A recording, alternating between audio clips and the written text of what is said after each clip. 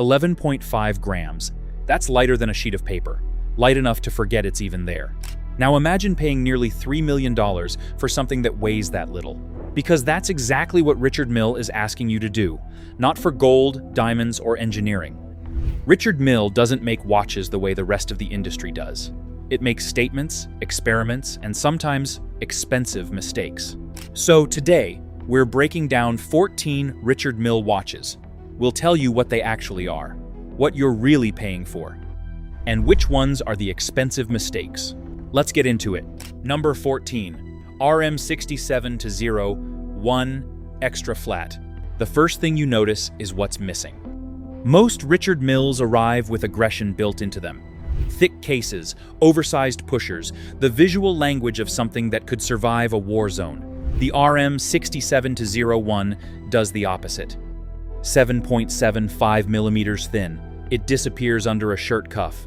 On a wrist in a boardroom, it reads as almost restrained, until someone leans in close and sees the tonneau case, the skeletal dial, the grade 5 titanium doing its quiet work. This is Richard Mille's answer to a question the brand almost never gets asked. What if it had to be elegant? For a long time, the 67 was the watch that RM enthusiasts didn't talk about much. Too mild, not enough drama.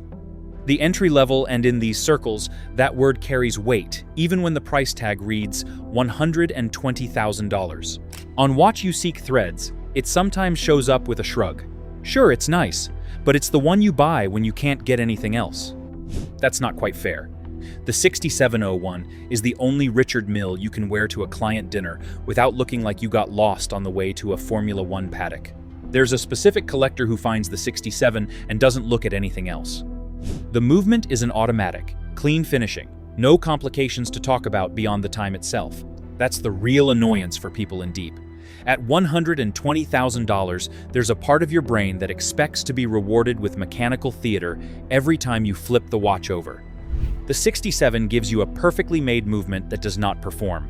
It simply runs. The man who bought his first Richard Mille last year probably bought this one. He wears it under his left cuff. He hasn't told his wife how much it cost. That's the entry. Number 13 is where the brand finds a different audience entirely. Number 13. RM07-01 Ceramic. In the watch world, the women's category has a long and mostly embarrassing history. Take a men's watch, shrink it, add diamonds. Done. Richard Mille looked at that tradition and went sideways.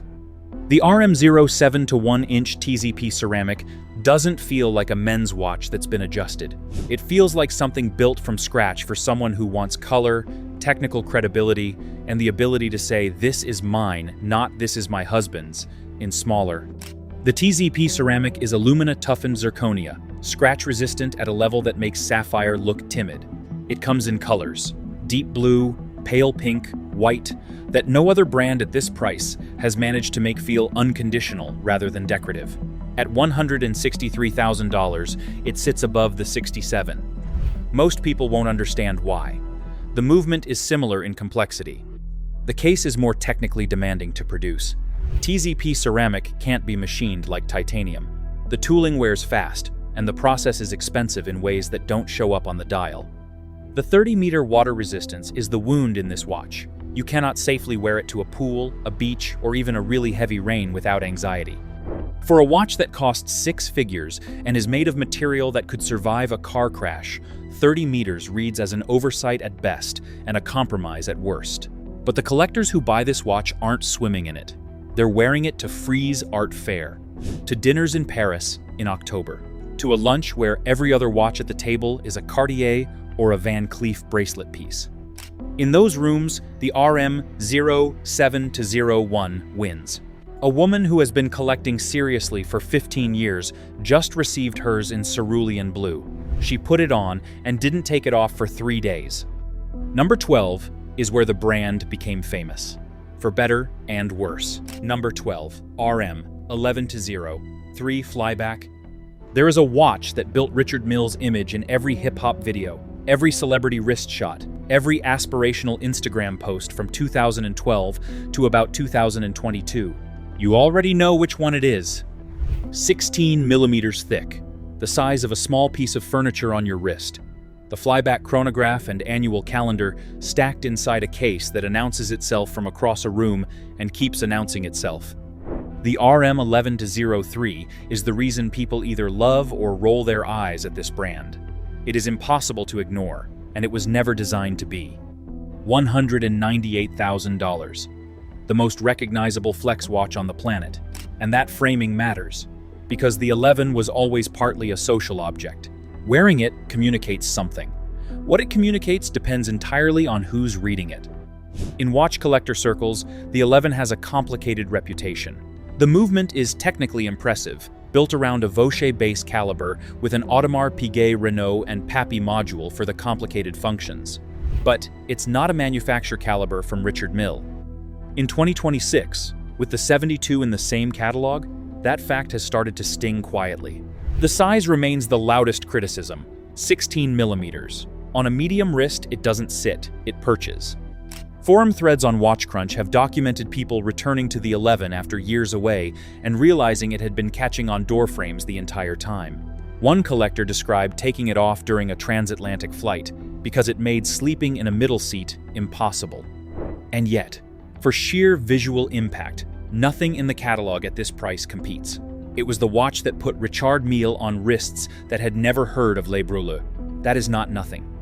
We're into the 200s. Number 11 is where the golf world and the watch world had a stranger meeting than either expected. Hang on, which of these three have you actually seen in person? The 67, the 11, or the 7? Number 11 RM055, Bubba Watson. In 2010, Bubba Watson hit a golf ball 250 yards from behind a tree, curving it around an impossibly narrow gap to win the Masters. The shot became legendary. The watch he helped design became one of Richard Mille's most technically specific athletic collaborations. The RM055 was built to survive a golf swing. That sounds simple. It isn't. A professional drive generates forces that travel up the shaft, through the hands, and into everything on the wrist. The standard response in horology is to tell athletes not to wear their watches while competing. Richard Mille's response was to build a watch that could. ATZ ceramic, aluminum oxide, forms the bezel. It's white, dense, and essentially indestructible at the surfaces that matter. The movement inside is a manual wind skeletonized caliber with variable inertia balance, built to handle the shock without losing time. $210,000. Here's the problem nobody quite says out loud. The legibility is genuinely poor. White hands on a skeletonized dial is a design decision that makes sense in photographs and almost nowhere else. In normal light, reading the time takes a conscious effort. In sunlight, it gets worse. On a watch forum thread from 2019, one owner admitted he'd stopped checking the time on it at all. He just wore it because it looked correct on a golf cart. But here's the thing about how Richard Mille approaches the 55. The brand was not optimizing for easy time reading. It was building a piece of equipment that happened to also tell the time. The same way a Formula One steering wheel isn't designed to be comfortable in a traffic jam. When Bubba Watson wore it on tour, every millimeter of that case earned its place. That philosophy is either compelling or frustrating, depending on what you want a $200,000 watch to actually do. Number 10 is the watch that replaced a legend and had to earn that right. Number 10, RM72-01 Lifestyle. In September 2020, Richard Mille retired one of the most successful watches in the catalog. The RM11 series, the one we just discussed, had defined the brand's identity for nearly 2 decades. Its replacement had one job: prove the brand could evolve without losing itself. The RM72-01 did that. And then some. $225,000 for the titanium. The CRMC-1, Caliber Richard Mille Chronograph 1, is the brand's own manufacture movement built from scratch in Le Brûleux. Not a Vaucher base. Entirely theirs. The world's first chronograph with twin oscillating pinions, one for the minutes counter, one for the hours, each drawing torque directly from the mainspring barrel. In practical terms, the chronograph function doesn't affect timekeeping. The power reserve barely moves whether you're running the stopwatch or not. The RM11 couldn't say any of that. At 11.6 to 8 millimeters, the 72 sits where the 11 never could. It could stay under a cuff, against a shirt, in the company of people who care about discretion alongside specification. Charles Leclerc wears one. The 72 is where Richard Mille quietly started reaching for a different customer, someone who wants the engineering without being the loudest person in the room. The subdial layout triggers something in certain collectors. Registers at 1, 5, and 11 o'clock. Asymmetric, unconventional, deliberate. Some find it visually electric. Others find it unsettling in a way they can't fully articulate. Both groups are right. Number 9. Same name on the case as number 2. Completely different proposition. Number 9. RM35-02. Rafael Nadal. Rafael Nadal wore a Richard Mille during every major tournament from 2010 onwards. Through 17 French Open titles, the injuries, the nights when clay at Roland Garros was wet and rallies went to 30 shots, there was always something on his left wrist. The 3502 is the watch that made that partnership accessible. Accessible being a relative term when the price is $245,000. It's the classic Rafa, as the collector community calls it. Automatic movement, sapphire caseback. Carbon TPT case with the orange accents that became synonymous with Nadal and with Roland Garros specifically. The automatic winding is the distinguishing detail here versus what comes later. The 3503, which costs more than twice as much, has the butterfly rotor, and once you know that exists, the 3502's fixed automatic rotor starts to feel like a compromise, which is unfair. A fixed automatic rotor is how almost every automatic watch in the world works. It is only Richard Mille's own ambition that makes it feel like a limitation. Here's what the forums don't always capture about the 3502, the weight. It's light in a way that takes your brain a few seconds to reconcile. You put it on, and your wrist expects resistance from something at this price point. Then you forget it's there. For a tennis player, that matters. For a collector who actually wears their watches, it turns out it matters just as much. The woman who bought one in 2021 as a milestone gift to herself saved 3 years for it. Still talks about that moment of putting it on and finding nothing where she expected something. That's the brand at its best. Into the 300s. Number 8 has a party trick that collectors can't stop talking about. Number 8, RM65-01 split seconds. Most watchmakers, building a split seconds chronograph, give you 2 crown pushers, one to start and stop, one to split. That's the conventional solution. It's been working for 150 years. Richard Mille added a button at 8 o'clock that manually winds the mainspring. $310,000. The RM65-01 is the brand's most complex automatic movement in production, a split-seconds rattrapante that requires 2 column wheels and a rattrapante brake to function. Caliber RM6501, fully skeletonized, with a power reserve visible through the dial. Everything you expect, but the rapid winding button, press it 125 times, you go from 0 to full power reserve.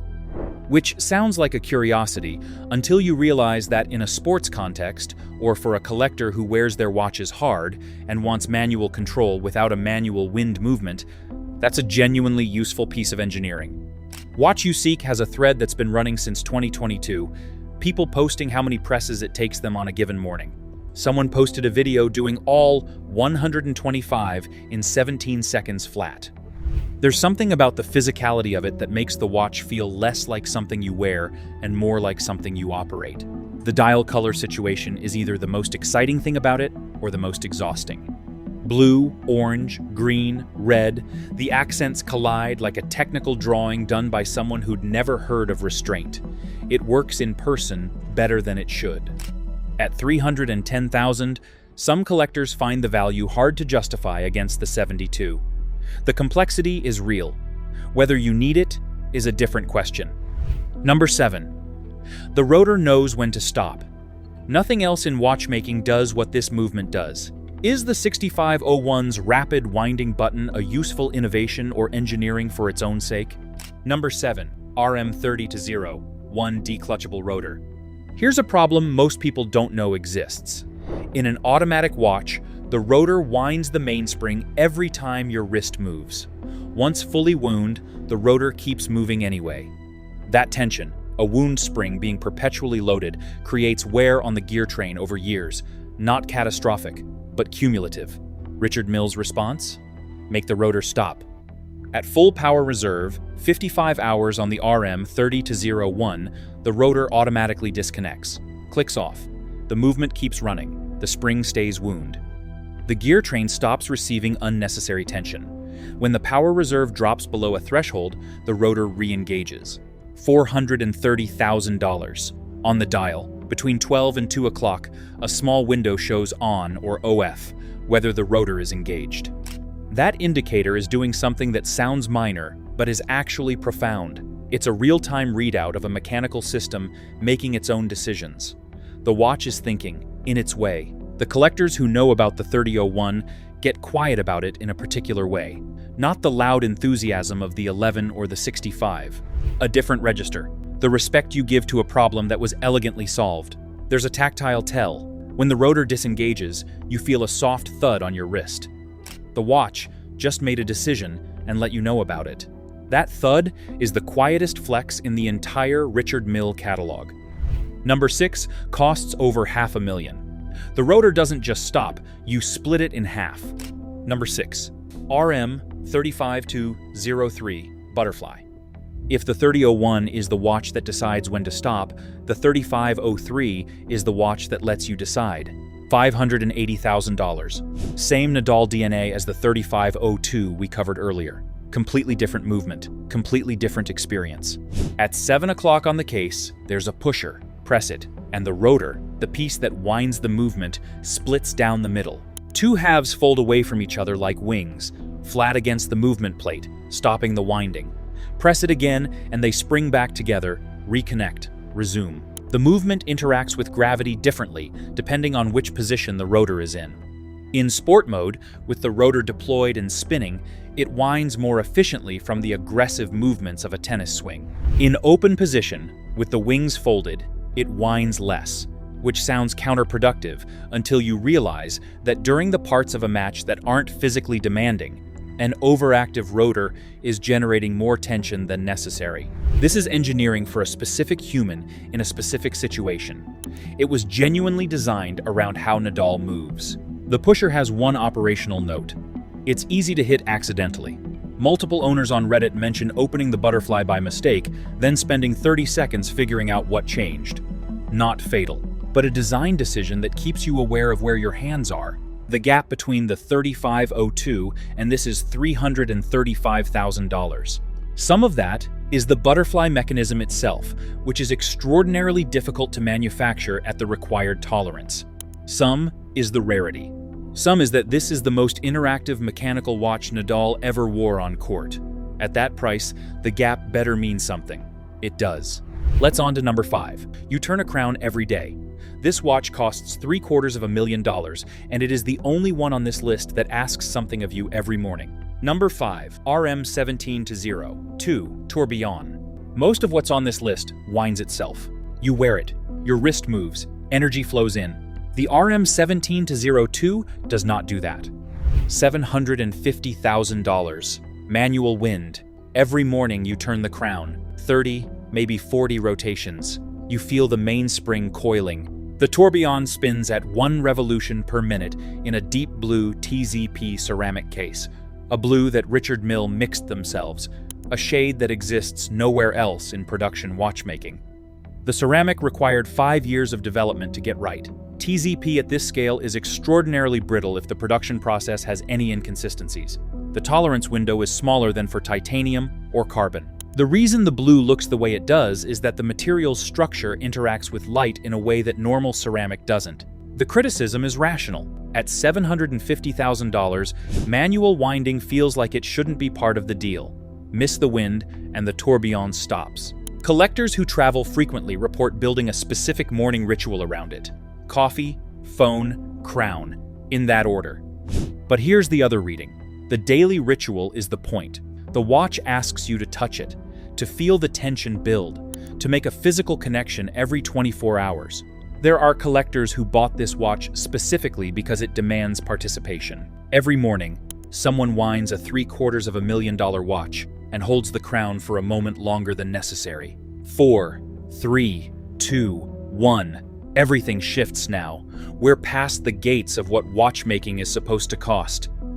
Number 4. RM40-01 McLaren. Two things are true about the RM40-01. First, it contains 696 individual components, the highest part count of any movement in this list. Second, when people see it on a wrist, the most common response is not admiration, it's confusion. $950,000. The case is shaped like the front fascia of a McLaren Speedtail, the car that inspired the collaboration, scaled to fit a human wrist, 50 millimeters long. It does not sit flat on the wrist, it perches. The angles are automotive, not horological. On a smaller wrist, it looks like the watch consumed the arm. But the movement is where the conversation changes.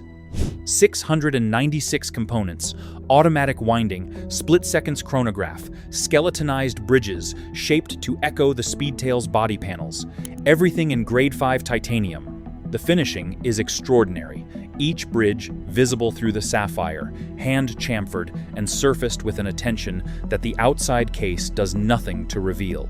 Richard Mille made a piece of automotive history you can wear. The 50 collectors who bought it, some of whom also own the Speedtail itself, understood the reference completely. The rest of us look at it on a wrist and take a few seconds to catch up. That gap never fully closes for people who didn't bring a specific context to it. A collector in Singapore bought one in 2020. He has a dedicated, illuminated case for it near the entrance to his house. He has never worn it. He says he's waiting for the right occasion. 4 years on, the occasion hasn't arrived. Maybe that's the right relationship to have with a watch shaped like a car. Jet engine technology, NASA research, and a base plate that would survive a supersonic aircraft wing. Number 3. RM21-02 Aerodyne. NASA was researching a specific geometric structure for supersonic aircraft wings in the 1970s.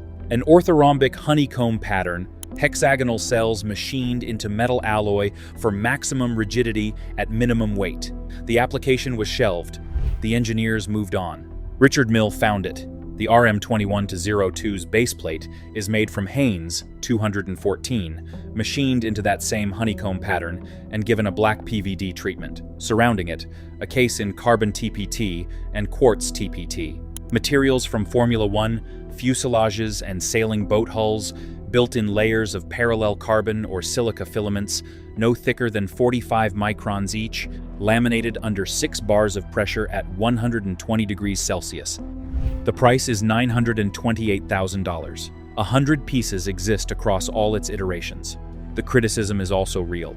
The honeycomb baseplate traps dust over time. It doesn't affect performance if you service the watch properly. But for something approaching $1 million, a baseplate that becomes a repository for airborne particles crosses a threshold where precision starts to feel undermined by practicality. Here's what most coverage misses. The RM21-02 reveals Richard Mille's actual identity. Not a luxury goods company using aerospace materials, a materials science operation that happens to make watches. The difference sounds semantic. It isn't. The Haynes 214 baseplate wasn't chosen for prestige. It was chosen because nothing else solved the rigidity-to-weight equation at that scale. That logic runs through every watch in this catalog. The 2102 just makes it hardest to ignore. 2 watches left, $2.5 million, 1 cable, 0.27 millimeters, and a tennis court. Before we move on to the next part, let me tell you this. Most people don't realize this, but buying a watch the wrong way can cost you thousands, and you won't even notice it until it's too late. You walk into a store or browse online, and everything looks the same, but behind the scenes, there's a system. Prices aren't always fair, availability is controlled, and one bad decision can leave you overpaying for something that doesn't even hold its value. That's why I created a complete free insider guide to buying watches. Inside, you'll find the best watches to buy, the watches to avoid, and how to choose a watch that actually fits your style and budget long-term. The goal is simple. I'll help you stop guessing and start buying smart. You'll find the free guide in the pinned comment and description. Now, let's move on to the next part. Number 2, 27-04, Rafael Nadal, 0.27 millimeters. That is the diameter of the steel cable that suspends the entire movement of the RM27-04 inside its case. 1 cable, thinner than most human hairs at the temple. Under $2.5 million of watch, the movement doesn't sit in a case. It floats in one, held by tension alone, isolated from the outside world, the way a bridge deck absorbs the vibration of traffic. The logic behind this is specific. When Nadal serves, the forces transmitted through his arm reach the watch at angles and intensities that would destroy a conventional movement's regulation. The cable suspension system absorbs those forces. The movement keeps its rate. The official specification is 14,000 G-forces of shock resistance. Context helps. A car crash at 60 miles per hour generates roughly 30 to 40 Gs. A gunshot transmits about 6,000 Gs to the surrounding frame. The RM-27-04 survives more than twice that. You could fire it from a cannon. It would keep running. What the specification doesn't tell you, the watch looks fragile, profoundly fragile. The carbon TPT case is light in a way that makes your brain assume it's a prototype. The skeletonized movement is so sparse it reads as architectural. Collectors on Watch Crunch describe the first handling as disorienting. The mind expects substance from something worth $2.5 million, and the watch refuses to provide it. That dissonance is the most deliberately engineered thing in the RM-27 series. Nadal chose to wear the lightest, most structurally minimal watch Richard Mille could build while competing in the most demanding physical contest in sport. 50 pieces exist. Somewhere tonight, one is sitting in a sealed display case in a private home, insured for more than the house around it. Which Richard Mille would you actually wear just for one day? Any of them. Number 1. RM-27-05 Flying Tourbillon, Rafael Nadal. The project started in 2019. 5 years of development. 14 years since Richard Mille and Rafael Nadal sat down in 2008 and asked a question. Watchmaking had never seriously entertained. What is the absolute minimum a mechanical watch can weigh and still work? The answer was 11.5 grams. The watch alone, no strap, $2.8 million. That weight, 11.5 grams, is approximately the weight of 4 standard paper clips. Pick it up, and you understand immediately why every collector who's handled one says the same thing. It doesn't feel real. Carbon TPT B.4, developed over 5 years with NTPT, Richard Mille's Swiss composite partner, forms the case. 4% denser than standard carbon TPT, fibers 15% stiffer, resin 30% more resistant. Machined thin enough that the conventional 3-part case construction wasn't possible. The case middle and back are milled from a single piece. The movement fits inside, not with screws, but with pressure and machined tolerance alone.